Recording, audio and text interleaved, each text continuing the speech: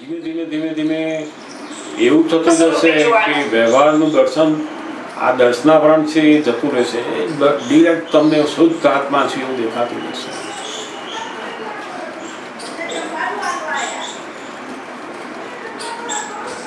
એટલે જેવા ઘાતી કર્મો ખલાસ થાય એ કેવળ જ્ઞાન થઈ જાય.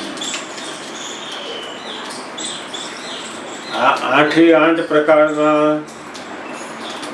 જે કર્મો છે, 8 પ્રકારના જે કર્મો છે એના ઉપરથી આ લોકોએ પર્યુષણના દિવસ રાખ્યા છે 8. એક કર્મને ઓછા કરવા માટે પર્યુષણનો એક આરાધના કરવાનો દિવસ, એટલે 8 દિવસનું પર્યુષણ. આપણે પૂછીએ કેમ 8 રાખ્યા? કે 8નું કારણ એમણે એટલે મૂકેલું કે 8 કર્મોને નાશ કરવા માટે મૂકેલું છે. અને 9મા દિવસે સંવત્સરી એટલે બધું પ્રતિક્રમા કરીને ઊંચું મૂકવાનું. પણ અત્યારે નથી જ્ઞાનાવરણ સમજ પડતી કે નથી દર્શનાવરણ સમજ પડતી, કશું નહીં. એ જે ચોપડી વાંચતા હોય એમ વાંચ્યા જ કરે. પૂજા કરવી, વ્યાખ્યાન સાંભળવું, માળા કરવી, પ્રતિક્રમણ બોલવું, આ બધું ક્રિયાઓમાં કરવાનું આવી ગયું. જ્ઞાનીઓએ જે સમજવાની વાત કરેલી એ હવે ક્રિયામાં આવી ગઈ. એટલે દાદા ભગવાન શું કહે છે કે લોકો ચોપડવાની પી ગયા કે છે. એમને એવું કહેવું પડ્યું. લોકો શું કર્યું, ડોક્ટરે કહ્યું કે ભાઈ આ ચોપડજો, દર્દ થાય તો આ દવાને ચોપડજો, તો પેલા લોકો પીવા માંડી કે છે. હવે ક્યારે રોગ મટે કે છે એને? અને પાછી કહે શું કે ડોક્ટરે આપેલી જ દવા છે આ તો. એ કેવી રીતે અશોકભાઈ એનો એક્ઝામ્પલ આપો કે દવા ચોપડવાની અને પી ગયા.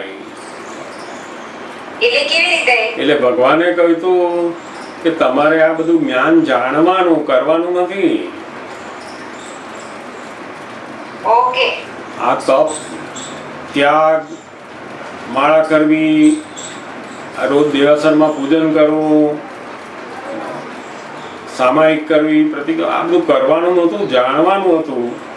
બધા કરવામાં, અને તે કરવામાં તો પાછી હરીફાઈમાં ગયા. કોણ વધારે કરે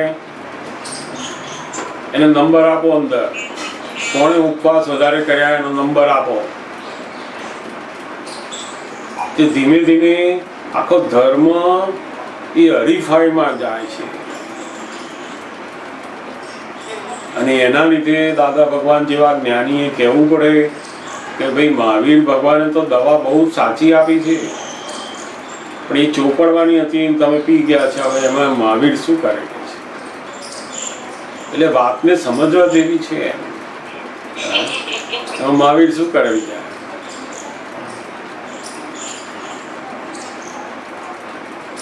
એટલે બહુ સુંદર વાતો છે આ બધી. અને જેમ જેમ આપણને પણ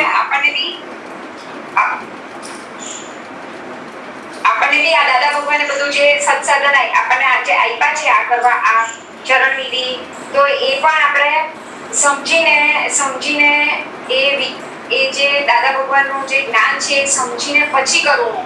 હા, એટલે તો એ કરવામાં નહીં જાય. નહીં તો પછી શું થાય, ડોક્ટરે કહ્યું છે કે આ દવા હલાવીને પીજો. આપણે રોજ હલાયા જ કરીએ, રોજ ચોપડી લઈને બેસીએ, ફટ વિધિ બોલી દઈએ, ચાલો આજે દાદા ભગવાન વિધિ આપે. હું તો નિયમિત કરું છું આ વિધિ, બસ આવું ચાલ્યા કરે. પછી એટલે પણ એમાં શુદ્ધાત્મા શું, અનંત જ્ઞાન શું, દર્શન શું, તો કે એ કશું આપણે જોવાનું, આપણે બોલી જ જવાની. એટલે દાદા ભગવાન કહેવા માંગે છે કે તમે અમારી જે દરેક ક્રિયા અમે જે કરવાના સાધન આપ્યા છે એની પાછળ અમે શુદ્ધ ઉપયોગ, એટલે અમે સમજણ આપેલી છે એની સાથે કરો.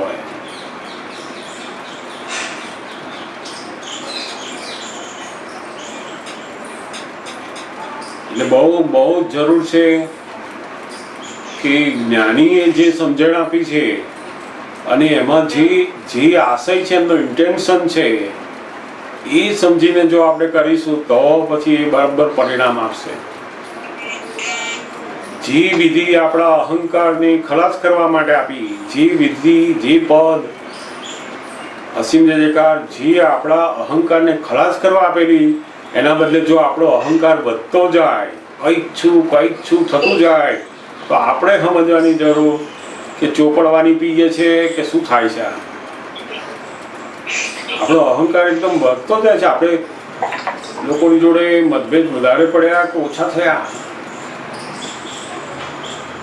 પોતાની અંદર માથામાં હું કંઈક છું વધતું ગયું કે ઓછું થયું, એ તપાસ કરતું જવું જોઈએ. જ્ઞાનીની દવા એવી છે કે બિલકુલ આપણને સરળ બનાવે, સહજ બનાવે, નિરહંકારી બનાવે, આખા જગત જોડે મતભેદ વગરના રહેવાય એવું બનાવે, ક્યાંય પણ આપણે પોતાની વિશેષતા ના દેખાય એવા બનાવે, આપણને બાળકથી પણ નાના રહી શકીએ એવી અદ્ભુત શક્તિ આપણી અંદર રહી શકે. આ બધું આપણને અંદર થતું જાય તો જાણવું કે આપણે બરાબર જ્ઞાની જે કહે છે એવા માર્ગ ઉપર આપણે જઈ રહ્યા છે.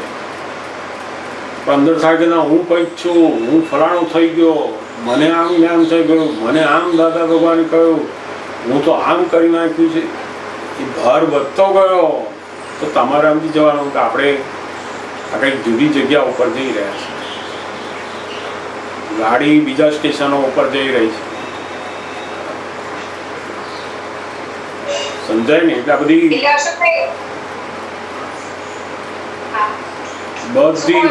બધી વિધિઓ, બધા પદો, ભક્તિ, સત્સંગ, એ આપણે આપણા સ્વરૂપની અંદર વધારે રહેવા માટે છે. આપણે કોઈને બતાવવા માટે નથી. બિલકુલ. અને જ્યારે આપણને વ્યવહારની અંદર બિલકુલ મતભેદો નહીં પડે, ક્લેશ કસાય નહીં થાય, બીજાની ભૂલો બિલકુલ દેખાતી બંધ થઈ જશે, ત્યારે જ જાણવું કે આપણે કંઈક પામ્યા છે. બાકી આપણે આપણા પોતાના પુરુષાર્થમાં અંદર પોતાની ભૂલો જોઈને પ્રતિક્રમણમાં પડવું જોઈએ.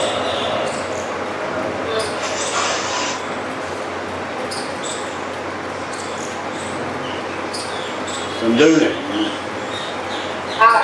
બહુ સરસ વાત છે. ભવિષ્યને કંઈ પૂછવું હતું? હા, ભવિષ્ય પૂછવું.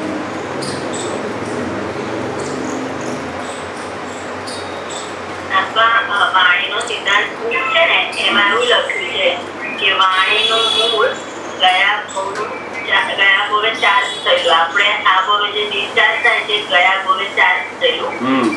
અને બીજું એવું લખ્યું છે કે વાણીનું ટેપિંગ સંજ્ઞાથી શરૂ થાય, પછી કોડવર્ડમાં ટેપિંગ થાય, અને ત્યાર પછી શોર્ટ હેન્ડ અને છેવટે બધાને સંભળાય એવી વાણીનો કોડ પડે, આમ વાણી નીકળે. આપણને જ્ઞાનીએ વિજ્ઞાન ખુલ્લું કર્યું છે. તો આપણે જે અત્યારે બોલી એમાં એવું પણ લખ્યું છે કે આપણા માલિકી ભાવ આપણા જ નથી. આમ આપણે અમુક બોલાઈ જાય, આપણને એવું લાગે છે આપણાથી ખોટું બોલાઈ ગયું, આપણને પછી ખબર પડે છે એ આપણા નથી, એવું કે છે.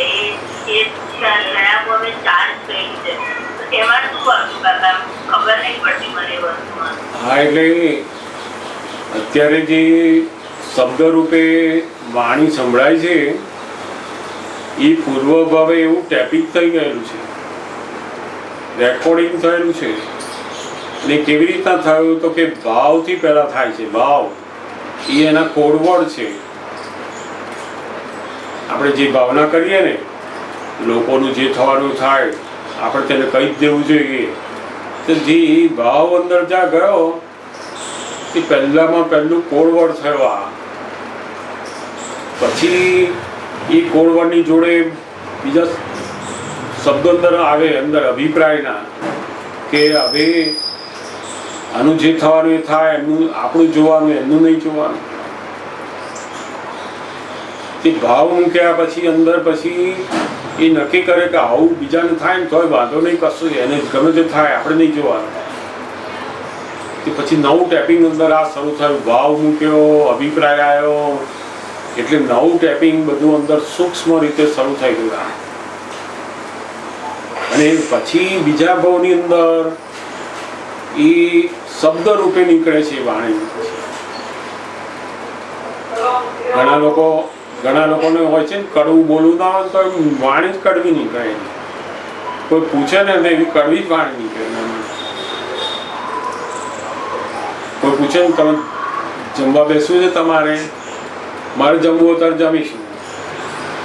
હવે પેલો માણસ તો બિચારો તો જમવા બોલાવે છે તમને, પણ એની વાણી જ એવી નીકળે. એને એવું કશું જ નહીં એને નથી બોલવું કે પણ એ વાણી જ એવી નીકળે.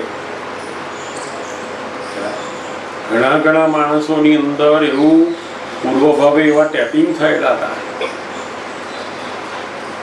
ઘણાની તો વાણી એટલી બધી કડવી હોય ને કે સામેના માણસને એકદમ ચીરી નાખે, મરી જાય માણસ. તો એને એવું પૂર્વભાવની અંદર બધું આ ભાવ અને ટેપિંગ થયેલું. હવે આજે એને નવું જ્ઞાન પ્રાપ્ત થયું કે ભાઈ આ વાણીથી કોઈને દુઃખ ના હોવું જોઈએ, વાણી સત્ય હોવી જોઈએ, લોકોને પ્રિય લાગે એવી હોવી જોઈએ, કોઈનું પ્રમાણ દુભાવે એવું ના હોવી જોઈએ. હવે આજે બધું ખબર પડી. એટલે નવા જે ભાવ છે આપણા કેવા જાય છે તો કે કોઈ પણ જીવને દુઃખ ના હો, યાદવાદ વાણી આપો. આપણે નવ કલમ બોલીએ છે ને એ બધા ભાવ અંદર કોળવડ થતા જાય છે. અને પૂર્વે જે ભાવ ભરેલા એવું નીકળે છે અત્યારે, ત્યારે પાછા આપણે પ્રતિક્રમણ કરાવીએ છીએ. જ્યારે વાણી બીજાને દુઃખદાયી નીકળે, અત્યારે આપણો આશય નથી પણ છતાંય નીકળી જાય. એવું બની શકે કે આપણો આશય એવું ના હોય પણ આપણે બોલ્યા અને એમાંથી એવા શબ્દો નીકળ્યા કે એને દુઃખ લાગ્યું એમાં, અથવા એનો કોઈ જુદો અર્થ કાઢ્યો એને અને એમાં એને દુઃખ લાગે, તો આપણે એનું પ્રતિક્રમણ, આપણને ખબર પડે કે ઓહો એને દુઃખ જેવું લાગે છે તો પ્રતિક્રમણ કરવાનું. એટલે શું થાય તો કે આપણો જે પૂર્વભાવનો અભિપ્રાય મૂકેલો એનાથી આજે વાણી નીકળી અને પ્રતિક્રમણ કર્યું એટલે પેલો અભિપ્રાય ધોઈ નાખ્યો આપણે કે હવે ભાઈ હું સંમત નથી આમાં. પૂર્વભાવે મેં જે આ રેકોર્ડિંગ કરેલું પણ હવે મારી ઈચ્છા હવે નથી કે વાણીથી કોઈને દુઃખ થાય. એટલે અત્યારે નવા કોડ આપણે બધા બદલી રહ્યા છે. અંદર ઘણા બધા માણસો એવા હોય એમની વાણી બહુ કડવી હોય, કઠોર હોય, તોછડું બોલતા હોય, એ બધાનું રેકોર્ડ થયેલું છે. આ ગધેડું, પોપટ, કૂતરું, બિલાડી આ બધા બોલે છે. શું જાતે બોલે?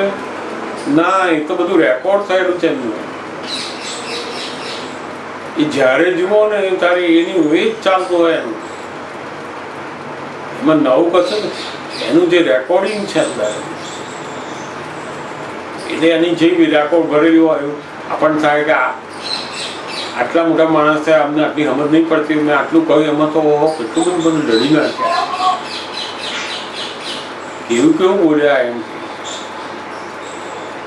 કારણ કે આ જે શબ્દો છે એને આપણે બહુ જ સત્ય માનીએ છીએ.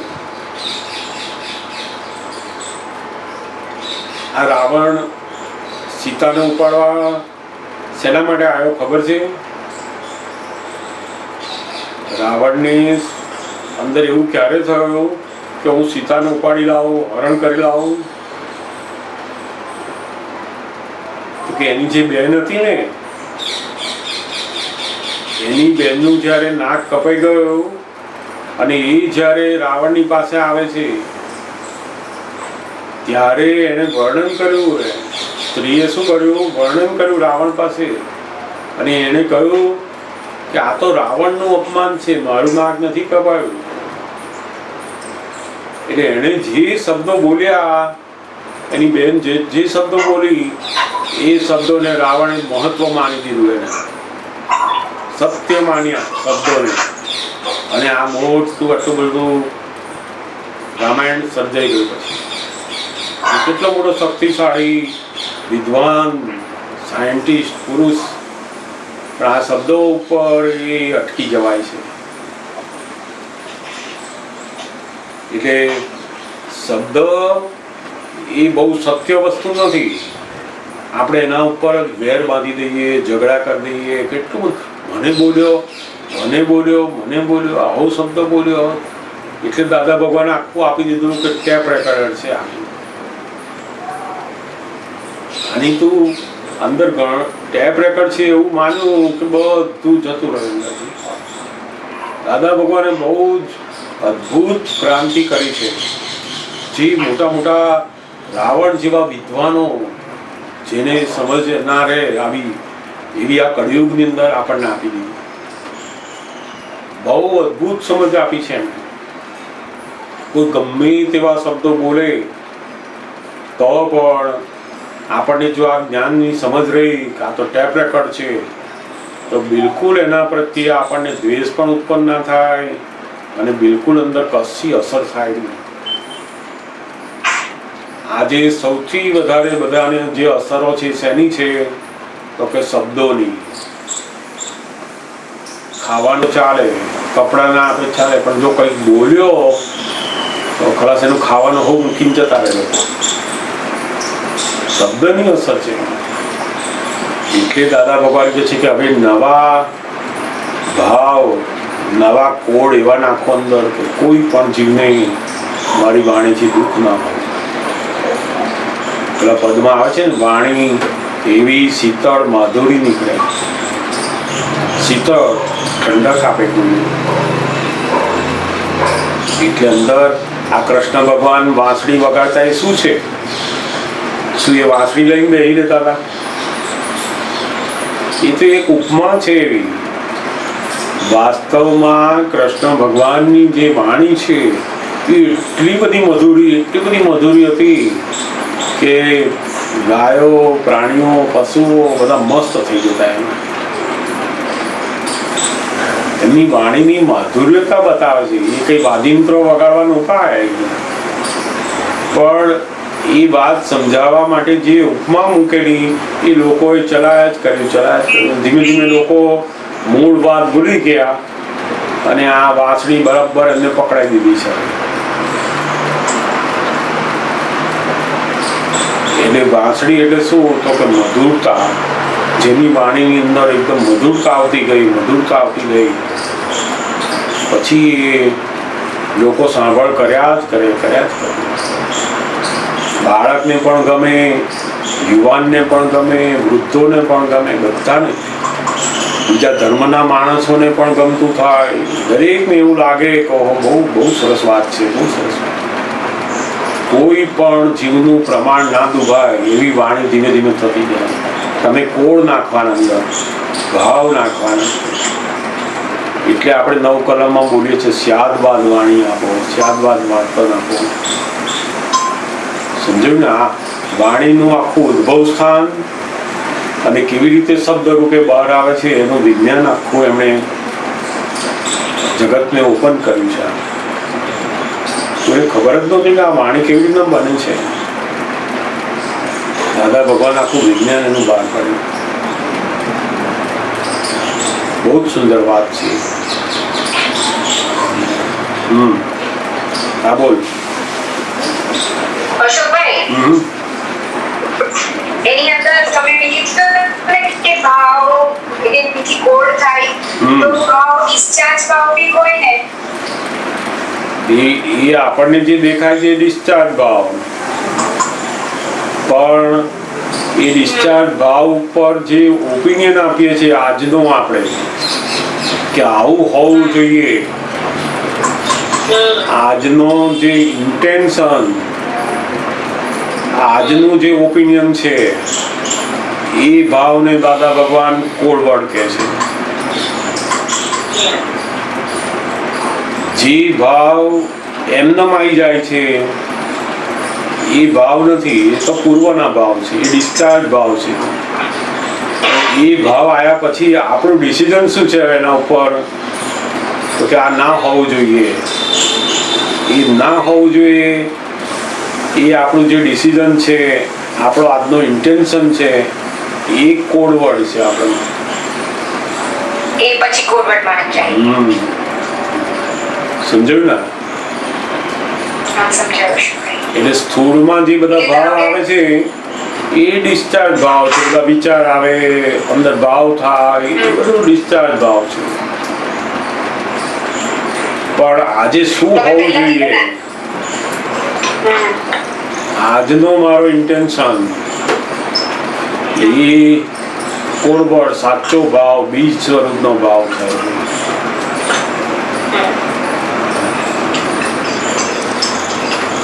તમે પહેલા અશોકભાઈ કીધું ને કે જે થવું હવે જેને જે કરવું એ કરવું મારું જોવું એમ. હા, તો પછી પાછું આપણે અંદર ફેરવી નાખીએ. દ્રષ્ટિમાં આપણું ફેરવાઈ જાય તો એ પછી કોણ થાય? જેવી દ્રષ્ટિ અંદર થાય, જેવી ઇન્ટેન્શન થાય, એવો કોડ થાય પછી તમારે. પહેલા અંદર જે ભાવ થઈ ગયો અને પછી પાછો અંદર ફેરવાઈ જાય એવો થાય. પેલો ઘૂસાઈ ગયો. ઓકે. પેલો જે પહેલો થયો એ પૂર્વ ભાવનો છે અને આજનો એને ભૂસી નાખે છે. આજનો જે ભાવ છે એ શું કરે છે, આજનું જ્ઞાન હવે નવો ભાવ મૂકે છે કે ના આવું તો ના હોવું જોઈએ. ઓકે. તો અશોકભાઈ, એ ધારો કે ઇન્સ્ટન્ટ નહીં, ધારો કે પહેલા થઈ ગયેલું હોય અને પછી આપણને જ્યારે એવું થાય પાછું, હા, એટલે આ બધું વ્યવસ્થિત ઘૂસાઈ જાય. ઓકે. ઘૂસાઈ જાય. આપણને 15 દિવસે ખબર પડી, મહિને ખબર પડી, 6 મહિને ખબર પડી. એટલે જેવી ખબર પડી જ્ઞાનની, એટલે જ્ઞાન શું કરે છે તો કે પહેલા જે ભૂલો કરેલી એ દેખાડી દે તરત. જ્ઞાન પહેલા જ્ઞાનની સમજ આવે એટલે શું થાય, ઓ મેં આવી ભૂલ કરેલી, આ ભૂલ કરેલી, એટલે એને તરત સુધારી દે છે. એટલે ભૂસાઈ જાય. એટલે જેમ જેમ સત્સંગ દ્વારા આપણને આ વાતો સમજાતી જશે એમ આપણા જે કોડવડ છે, આપણા જે ભાવ છે એ બધા એકદમ કેવળ જ્ઞાન બાજુના શરૂ થશે. તીર્થંકરોની સભામાં બેસાય એવા, મોક્ષે હવે જવાય એવા બધા કોડવડ આપણે નાખતા જઈશું. અને આપણે ત્યારે આવું વિચાર્યું હોય અશોકભાઈ, હા બોલું, આપણે એવું વિચાર્યું હોય કે હવે હું મારું જોઉં એમ, અને પછી જેને જે કરવું એ કરે, તો હવે એની અંદર આપણે કયું અંદર એવી રીતે આપણે વિચારાઈ ગયેલું હોય તો પછી ત્યારે આપણે શું વિચારવું? કશું વિચારવાનું નહીં. આપણે પાછો કેવો ભાવ? આપણે આપણા જીવનનું ડિસિઝન લઈ લીધું કે મારું જે જીવન છે એ મારા માટે જીવવું છે. આ હું તો લોકો માટે જીવ્યો પહેલા તો. હવે મેં નક્કી કર્યું મારા માટે જીવવું છે. એટલે શું તો કે મારી જે ભૂલો છે એને મારે ઓછી કરવામાં, મારે પુરુષાર્થમાં મૂકવું છે. હવે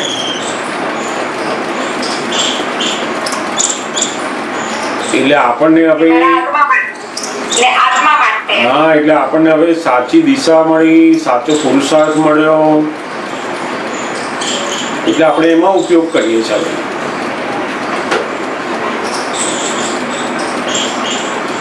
પહેલા આપણી ટાંકીનું પાણી બીજાના ખેતરમાં મૂકતા હતા. હવે આપણી ટાંકીનું પાણી આપણે આપણા ખેતરમાં મૂકીએ છીએ. બસ એટલું ફેર થઈ ગયો. પહેલા ટાંકી આપણી ભરીએ, આપણે બધું આપણે કરીએ અને પાણી પાછા પારકા ખેતરમાં આપતા હતા. હવે ટાંકી આપણી ભરીએ આપણે, પણ આપણને સમજ પડી ગઈ કે આપણા ખેતરનું ઉગાડો પહેલા અહીંયા. એટલે હવે આપણે સ્વાર્થી થયા. હવે ખરેખર સ્વનો અર્થ આપણે બરાબર સમજ્યા. એટલે પોતા માટે વધારે સમય કાઢે, બધું પોતાની ભૂલો જોવામાં, વિધિ બોલવામાં, સત્સંગમાં, ફાઇલોના નિકાલમાં, આ બધામાં ધ્યાન રાખે.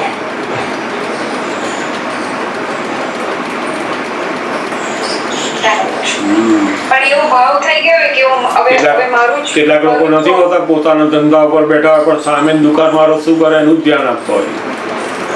હા એવી આદત જ હોય. આ બધા આખા દુનિયામાં આવી જ આદત હોય. અલા ભાઈ દુકાન તારી, તારા ગ્રાહક આવે, તારો માલ, તારું ધ્યાન રાખ ને ભાઈ. તું પેલા લોકો કહે કરા પણ તો એને પેલા નહીં પડ્યું કે આને ત્યાં કેટલા ગ્રાહક આવ્યા, એને ત્યાં કોણ આવ્યું, શું લઈ ગયો, કેટલા લઈ ગયો, કેમ લઈ ગયો. આવી કુટેવ જ પડેલી હોય.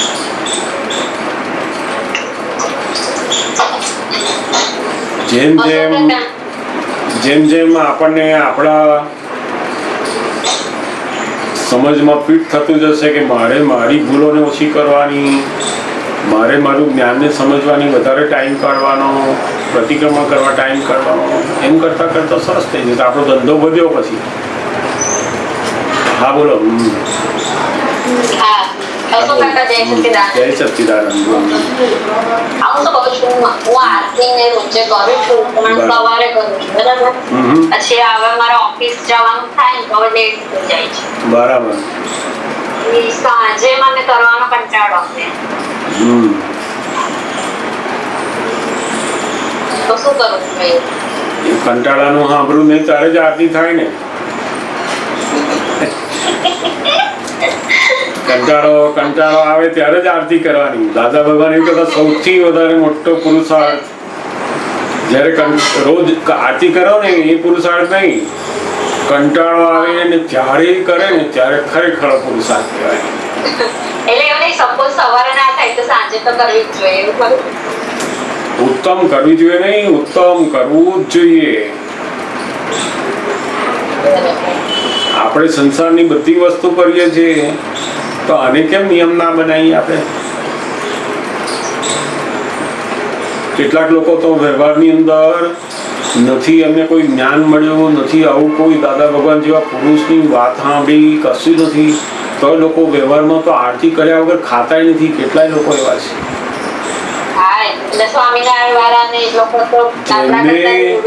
જેમને કશું મળ્યું નથી એ લોકો આટલા બધા નિયમબદ્ધ રહે છે. અને આપણને તો જ્ઞાનીએ છેક છેલ્લામાં છેલ્લું તીર્થંકરની આરતી, જ્ઞાની પુરુષની આરતી આપી તો આપણે નિયમમાં ના રહેવું જોઈએ. એવું આજે મોડું થાય એટલે આજે નહીં કરીએ, હવે સાંજે કરવાનું થાય તો એવું થાય આળસ આવે. એટલે એવું આળસ થાય પણ એ મનની આળસમાંથી જ કાઢી નાખવાનું. એક વાર મને કહેવાનું હું જો આળસ કરીશ તો 2 વાર કરાવીશ, બહુ બોલીશ તો કહીએ એટલે બંધ જ થઈ જાય કે ના ના ભાઈ એક વાર તો કરી જ દઉં છું કે કરવી જ જોઈએ. બહુ જ ઉત્તમ છે. પ્રત્યક્ષ તીર્થંકર ભગવાનની આરતી કરીએ છીએ આપણે. આપણી સામે સિમંદર સ્વામી બેઠા હોય એની આરતી કરીએ તો અહોભાગ્ય. એટલે બિલકુલ મનનું બહુ એ નહીં કરવું. મન ના કે ત્યારે જ વધારે કરવાનું જ કહીએ. વિધિને બધું તો કે હું સવારે વહેલી ઉઠી જાઉં 4:30-5 વાગે તો રૂટીનમાં મારે થઈ જાય છે. પછી આરતી કેમ નહીં પછી 9-9:30 કરતી હું પણ ઘણી વાર કામ એવું આવે ને તો લેટ. બહુ જ સારું. મને એક મહાત્માની બહુ જ આવી બધી યાદ આવે. ઇવન દાદા ભગવાને પણ મને બહુ જ આ ટકોર કરેલી આવી. એકવાર મુંબઈની અંદર દાદા ભગવાન હતા અને મુંબઈના લોકો સવારમાં વહેલા દાદા પાસે આવીને વિધિ કરીને પાછા નોકરીએ જવાનું એટલે ટ્રેન પકડવાની ને દૂર દૂર જવાનું તો બિચારા દોડતા હોય લોકો. તો સવારમાં હું બેઠેલો ત્યાં આગળ, બધા મહાત્માઓ થોડાક હતા અને 1-2 મહાત્મા યંગ હતા એ લોકો પણ આવ્યા ત્યાં મુંબઈના. દાદાને વિધિ કરી અને પછી 2 મિનિટ બેઠા એટલે એને વિધિ કરતા કરતા એનું જે ખિસ્સું હતું ને ઉપરનું એમાં ચરણ વિધિ હતી શર્ટની અંદર.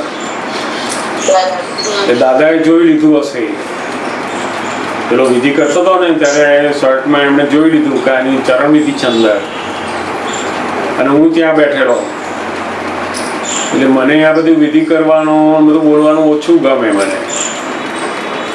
એટલે હું બેઠેલો ખાલી ત્યાં આગળ જેવું પેલા મહાત્મા વિધિ કરીને જય સચ્ચિદાનંદ કર્યા ને પછી દાદા એને પૂછ્યું કે તારા ખિસ્સામાં શું છે કે છે. એટલે પેલા આમ કાઢી અને બતાવ્યું કે દાદા ચરણ વિધિ છે. તો કે કેમ ખિસ્સામાં રાખે છે કે છે? તો કે દાદા રોજ જે કરવાની કે હું ટ્રેનમાં બેઠો હોઉં તોય કરું છું કે છે. દાદા કે એમ કે છે એક દિવસ ના ભૂલી જાઉં કે છે? પેલો કે ના બિલકુલ ભૂલું નહીં કે છે. હું તો મારી જોડે જ રાખું છું કે છે. તો દાદા ભગવાન એની જોડે બધી વાત કરે ને પછી જેવી આમ એની જોડે વાત પૂરી થાય ને એટલે મારા સામું જુએ. એટલે આપણે શું સમજવાનું એમાં? હા, તે મને એવું સમજાવી દીધું એમને એ વખતે. ત્યારથી મને થઈ ગયું કે આ દાદાએ મને કહી દીધું બધું જે કહેવાનું છે. કે આ છોકરો જો નોકરી કરે છે, ટ્રેનમાં દોડે છે સવારનો આટલો વહેલો ઉઠીને, અને તો એની ચરણજી લઈને જાય છે, એને કેટલી કિંમત છે. અને તું જો એમ કે મને એવું બરાબર ફિટ થઈ ગયું કે ઓહો બહુ જબરદસ્ત કહેવાય. એટલે આવી બિલકુલ ગભરાવાનું નહીં, એકદમ મનને સાંભળવાનું નહીં. ના આવો એટલા બધા કર્મો ભસ્મીભૂત થાય છે. દાદા કહેતા ને આરતી વખતે તો સમસ્ત દેવ લોકો હાજર થાય. દેવ લોકો ત્યાં હાજર થાય ને આપણે એ આરતી કરી બહુ ગજબની વસ્તુ છે. હા, બેસીને કરાય, ઉભા ઉભા કરાય, દીવો ના કરીએ તોય ચાલે. આપણે એનું બધું વાંધો નથી. આપણે બેસીને પણ ભાવથી પણ બોલાય, થાળી કે ના લેવું તોય વાંધો નહીં, એવું પણ કરાય. પણ એ એટલું અદ્ભુત છે એની અંદર